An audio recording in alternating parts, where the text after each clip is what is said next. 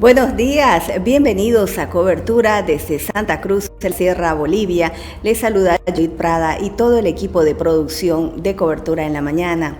Estamos en un momento en el cual la policía boliviana en este país se encuentra en una difícil situación. Se han perforado para muchos los cimientos de esta estructura de los organismos de seguridad del Estado, luego del triple asesinato que ha ocurrido en Santa Cruz, con un misterio que rodea este caso y silencios para muchos cómplices. Pero en el plano político la situación comienza a complicarse también para el gobierno. La población exige celeridad y respuestas claras a este hecho. Y por el otro lado, sus aliados más cercanos, en este caso los dirigentes del MAS, incluyendo el exmandatario Morales, le exigen al gobierno la cabeza del ministro de gobierno y del actual comandante de la Policía Nacional. Ese es parte del contexto y el escenario ciertamente hostil que se vive en Bolivia. Para conocer más detalles y una mirada del analista político, hemos invitado al doctor Paul Antonio Coca hasta la ciudad de La Paz. Nos trasladamos. Bienvenido a Cobertura.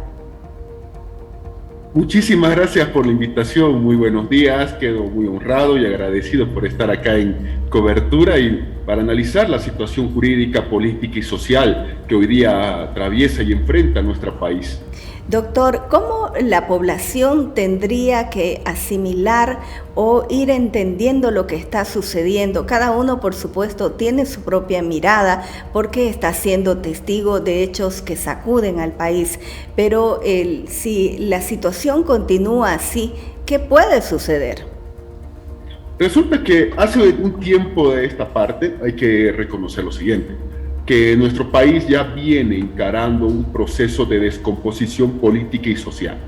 Es un proceso de que no viene esto desde el 82, cuando el país no supo consolidar instituciones democráticas y sobre todo los gobernantes no quisieron hacerlo, porque para el gobernante era más sencillo que entre bolivianos se peleen con tal de que ese gobernante conserve el poder. Pero llega un momento en el que esta situación de hacer enfrentar a bolivianos entre bolivianos llega el día de hoy y ese día de hoy ya nos pone a nosotros muchos problemas, entre ellos que somos nosotros los que estamos atravesando esos problemas: desempleo, corrupción y sobre todo el tema del narcotráfico, que obviamente se apodera de instituciones que no son sólidas, se apodera de sectores ciudadanos que necesitan dinero y han encontrado una forma re fácil para conseguir un par de pesos adicionales. Hay una frase muy histórica, por si acaso, que dice que es mejor siempre el dinero mal habido, porque no se lo suda tanto,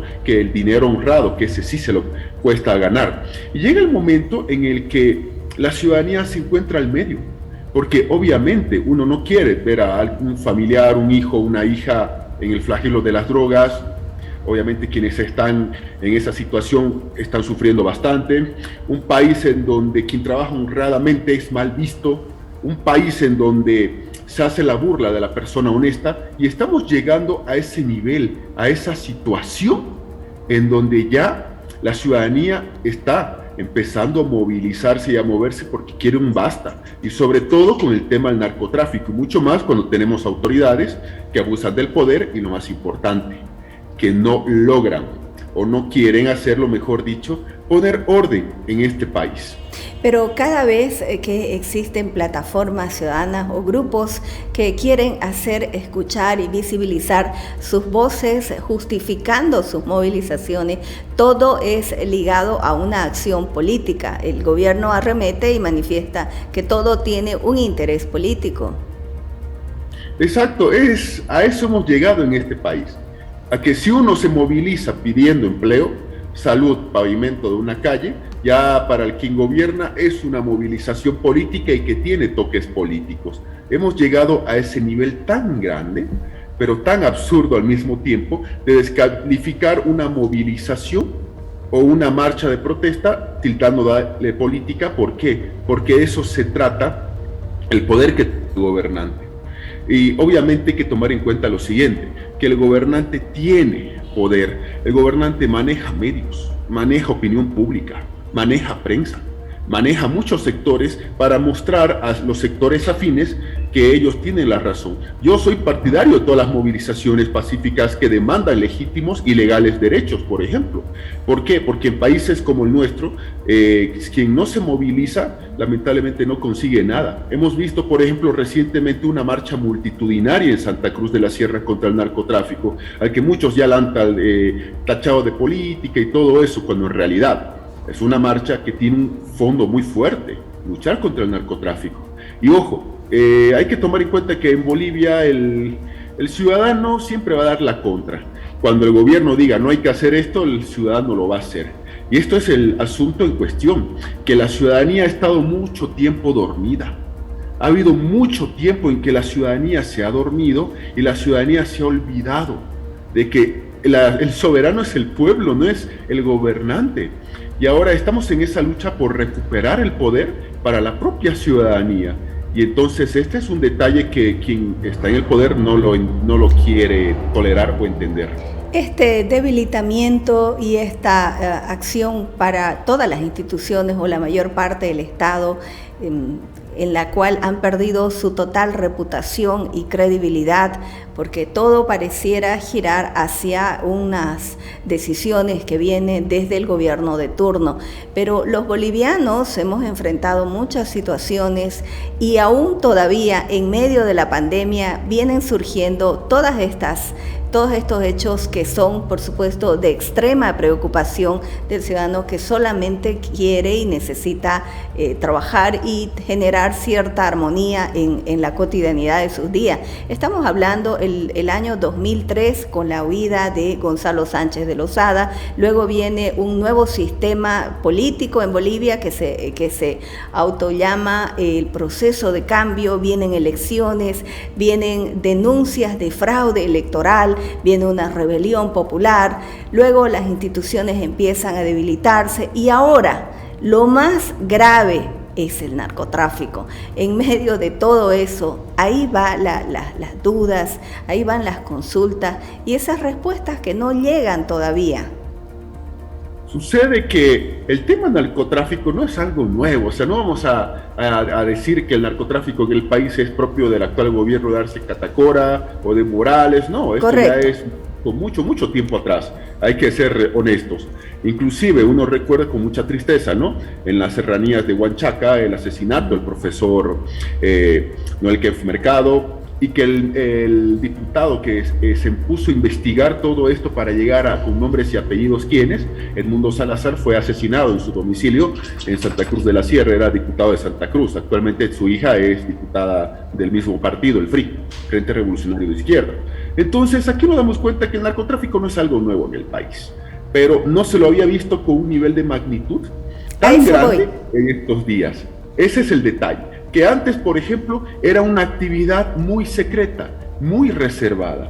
Uno dice, ahora hay tecnología y redes sociales. Con mayor razón el narcotráfico tendría que ser una acción muy silenciosa, pero hoy no. Hoy vemos que de manera descarada, gente de la noche a la mañana se hace millonario, se compra casas, se compra inmuebles, etcétera, se afilian a un partido político, se crean un TikTok y suben todos los beneficios del narcotráfico, beneficios entre comillas en TikTok de manera pública, y mientras tanto vemos que están muy organizados, están excesivamente estructurados, están demasiado armados, han superado en armamento y en preparación inclusive a la propia Fuerza Especial de Lucha contra el Narcotráfico de Bolivia. Entonces ahí nos damos cuenta de ese nivel. Pero aquí también nosotros tenemos que decir tres aspectos elementales. El primero, el narcotráfico es una actividad que Bolivia tiene un eje, tiene un epicentro.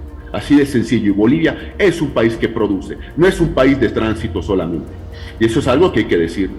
Segundo aspecto, que el narcotráfico ha incrementado su poder en el país. Eso es algo que es innegable. No vamos a decir que el narcotráfico no ha incrementado poder porque sería mentira, lo ha incrementado, ya ha comprado policías, aduanas, etcétera, como en cualquier parte del mundo, y tiene nexos con el poder, esa es la realidad, tiene nexos con el poder. Y en el tema del poder, hay que decirlo, nos investiga quiénes son los que están con nexo en el poder, porque cuando se aprehende un narcotraficante, y la opinión pública está muy presente, hay que tomar en cuenta que ese narcotraficante será investigado con los nexos de él hacia abajo, pisacocas, mulas de carga, pero no, se investiga en Bolivia los nexos de él hacia el poder. Y un tercer aspecto elemental, que ya en Bolivia no podemos tolerar de que el narcotráfico sea una actividad que sea algo cotidiano normal, porque saben que no lo es. No puede ser considerado el narcotráfico jamás una acción normal en el país o una forma fácil de hacer dinero, porque no lo es. Y ese es un detalle elemental que hay que decirlo. Entonces aquí nosotros tenemos de que si el gobierno no quiere tomar acciones fuertes, la propia ciudadanía es quien lo va a realizar, tal como sucedió en la década de los 80, tras el asesinato del profesor Noel Kempf Mercado. Es tal como está sucediendo hoy día, donde el narcotráfico disparó, asesinó a 3 personas, hay 3 familias y amigos que están sin esos familiares, sin olvidarnos de otros acontecimientos. Yo allá por octubre del 2013, yo decía que estábamos camino a ser la México del narcotráfico, lo dije públicamente. Entonces, claro, muchos decían que era un exagerado, y ahora estamos en eso, y no puede ser posible en ningún momento que Bolivia se convierta en un narcoestado, porque aquí, y con esto concluyo esta parte, hay un detalle. El narcotráfico, cuando toma un estado, ya se cree con derechos. Hay ciertos derechos que el narcotráfico considera como suyos propios, derechos que para ellos son irrenunciables, y que el cambio de gobierno no es más que un mero cambio de color político, un mero cambio así, de color. Entonces, cuando ese narcotráfico se cree con derechos adquiridos y un gobernante quiere ponerle freno, obviamente va a resistir y va a poner pelea para defender esos derechos, entre comillas, y eso es algo a lo que nosotros como bolivianos debemos evitar. Llegar a ese momento donde el narcotráfico ya se crea como dueño de este país.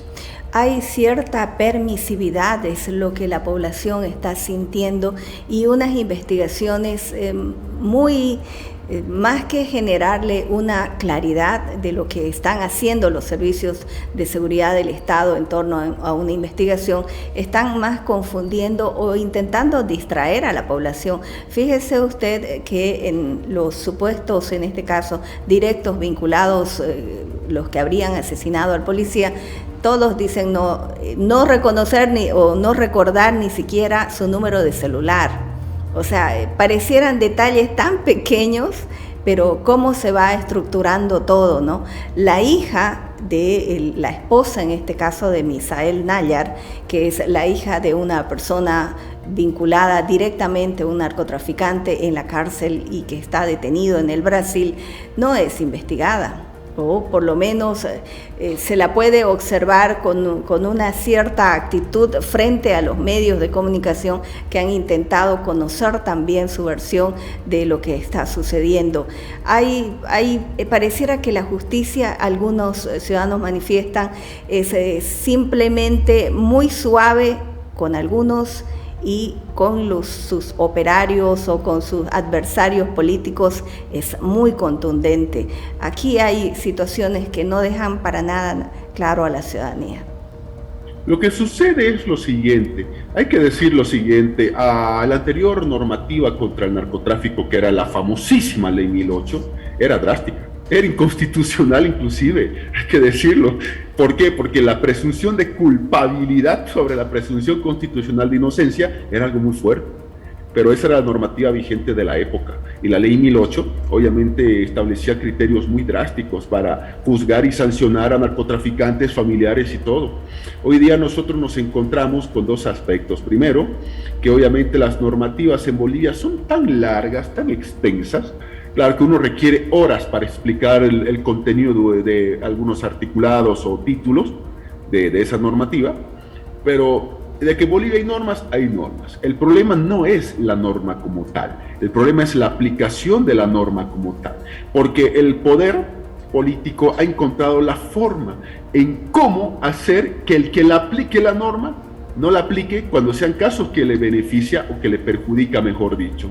Así de sencillo. Hemos encontrado de que en Bolivia es un país que es el único país en el mundo que se da el lujo de elegir a sus propias autoridades judiciales por el voto. El poder político dice quiénes son los candidatos y el ciudadano que elija. Y obviamente ese candidato no va a deberse al ciudadano, se va a deber a quien lo puso en esa candidatura. Bolivia es el único país del mundo que hace eso y obviamente es un rotundo fracaso. El fiscal general del Estado es puesto también por el poder político. Entonces aquí nos damos cuenta que el origen de dónde es tu cargo público ya te dice a quién vas a responderle. Y no es el problema la ley, el problema es la aplicación de la ley. ¿Quiénes aplican la ley? ¿Cómo se las va a aplicar la ley? ¿En qué momento? ¿En qué lugar? Eso lo decide lamentablemente el poder político, porque no hay independencia judicial en el país. Ahora, hemos visto nosotros que recientemente dentro del movimiento al socialismo, un diputado de Santa Cruz ya ha denunciado al vicepresidente o su jefe del partido por nexos con narcotraficantes.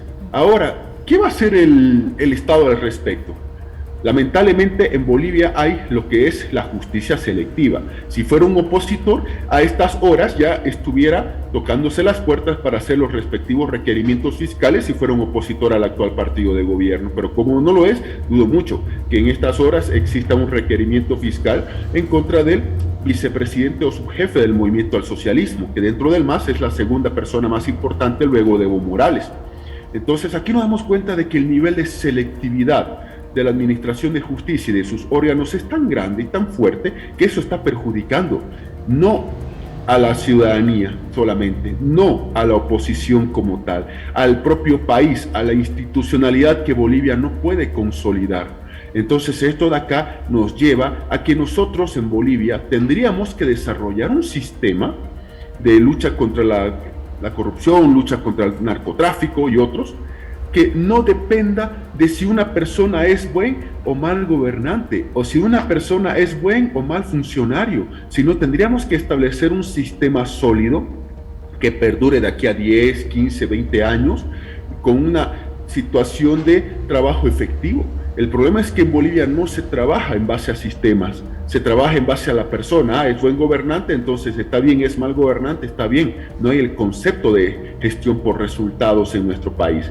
Y sobre todo hay que tomar en cuenta que la ciudadanía tiene gran parte de la culpa, y lo voy a decir de esa manera. Yo sé que justos pagan por pecadores, pero hay que reconocer lo siguiente: un gobernante no es que se tropieza y llega al sillón presidencial, no es que alguien esté caminando por la calle, se tropieza y se siente en un curul de diputado o de senador. No hay eso. Aquí hay proceso de elección popular, y la ciudadanía que elige a aquellos que saben que son corruptos, que saben que están con las manos manchadas, no son víctimas, terminan siendo cómplices, y los principales cómplices, hay que decirlo. Y esto es un mea culpa que la ciudadanía también tiene que hacerse. Fíjese que este caso comenzó con 14 personas siendo investigadas y finalmente todo se centralizó en 3 de ellos. ¿Cómo estaremos como sociedad y con autoridades en la cual usted claramente menciona justicia selectiva, y con otro grupo de personas que pareciera un cierto estatus vincularse con gente que tiene dinero, aunque cuya procedencia de ese dinero es totalmente pareciera del narcotráfico ilegal? Pero todas estas personas que inicialmente rodearon a Misael Nayar en esta investigación concreta, ahora finalmente no están dentro de las investigaciones oficiales de la Fiscalía. Sucede que en este país ocurre eso. En este país, dentro de esa justicia selectiva, no solamente hay justicia selectiva, también hay muchos otros aspectos. Suena interesante y paradójico que cuando uno va a pagar la factura del uso de agua al banco, sí, a veces no se puede de manera online, hay que decirlo, si alguien lo está pensando, uno va al banco, hay un testamento de preguntas del funcionario del banco: de dónde es ese dinero, para qué es ese dinero, cómo lo has conseguido, cuándo te lo han pagado, te lo han depositado. Inclusive hay bancos que hasta por 50 bolivianos o 20 o 30 te hacen llenar formularios y te dan tu copia de declaración inclusive del respectivo formulario, y uno dice papelerío, exacto. Pero resulta que otras personas se pueden dar el lujo de comprar mansiones enteras sin saber cómo justificar, realizar giros monetarios muy fuertes, adquisición de vehículos. Ay, por favor, o sea, uno se da cuenta de eso, comprar animales exóticos, pumas, etcétera, es decir, y a otros no. O sea, esto es algo muy fuerte, esto es algo que está destrozando nuestro país, porque ya no es justicia selectiva, es el sistema selectivo, hay que decirlo. A un ciudadano común y corriente nos preguntan absolutamente por todo. Falta más en el banco y que nos pregunten quién te compró esta camisa, de dónde sacaste el dinero, mostrame la factura. Pero otras personas no, dejan que hagan lo que quieran. Y las excusas son las más absolutas. No nos olvidemos de la reina del norte, en el norte integrado de Santa Cruz. Yo hice mi fortuna, decía ella, vendiendo cuñapeces y pan de arroz. Uno dice, en un año vas a vender 28 millones en cuñapeces y pan de arroz, por favor, ¿en serio? Entonces, aquí nos damos cuenta de que este sistema actual que está vigente en Bolivia, al margen de la ley, está obligando a que los ciudadanos comunes y corrientes ingresen a este sistema donde hay permisibilidad, donde hay recursos económicos fáciles, en donde hay un nivel de proteccionismo, pero ojo, también esto tiene un costo, y el costo lo pasa el país, el costo lo pasa nuestras familias. Entonces esto es algo muy fuerte. El caso de Nayar que uno está viendo es algo absolutamente que nos tiene que dejar lecciones. Uno encuentra, por ejemplo, el caso de Yanine Áñez, que es un caso político. Áñez ha pedido, ya perdí las cuentas, llega un momento que las contaba, luego ya uno pierde las cuentas, cuántas acciones de libertad solicitó para ir a purgar una condena en su natal Beni, que es un derecho que una persona tiene, claro, certificados médicos, todo. Pero el caso de Nayar, no a la primera, perfecto, no va a La Paz y se queda en Santa Cruz y pare de contar, y uno dice, esta es la administración de justicia que tenemos, así es la administración de justicia. Aquí nosotros necesitamos ya, y estamos a tiempo, de hacer un cambio en el sistema, un cambio en el sistema judicial, un cambio en lo que es la policía boliviana, Ministerio Público y sobre todo, y estoy dando la fórmula, el cuarto cambio que es el cambio en lo que es el sistema penitenciario.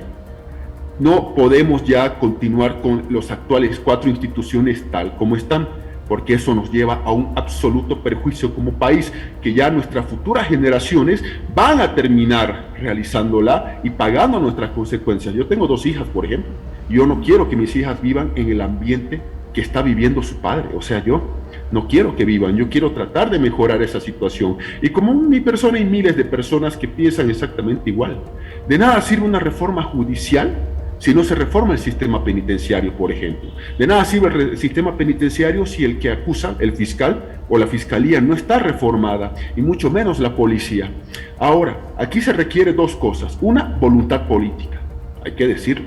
Lamentablemente en el país la voluntad política hace mucho. Y 2, lo más importante, la voluntad política no viene por sí sola, va a venir de mano de la presión ciudadana, y ya está habiendo presión ciudadana ante lo que estamos viendo de una manera muy fuerte, incluyendo los 3 asesinados y no he dicho muertos, 3 asesinados en Porongo.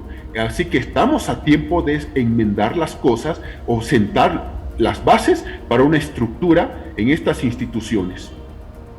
Definitivamente, lo hemos escuchado atentamente y agregaríamos a esto para finalizar esta conversación la serena autocrítica del gobierno y de quienes están en este momento en el poder. Si no hay autocrítica internamente, va a ser difícil poder mirar definitivamente y aceptar que en este país, en Bolivia, el narcotráfico y sus esferas y sus ramificaciones han llegado con tentáculos ya en este momento sumamente complicados y que están dejando en vilo a la ciudadanía.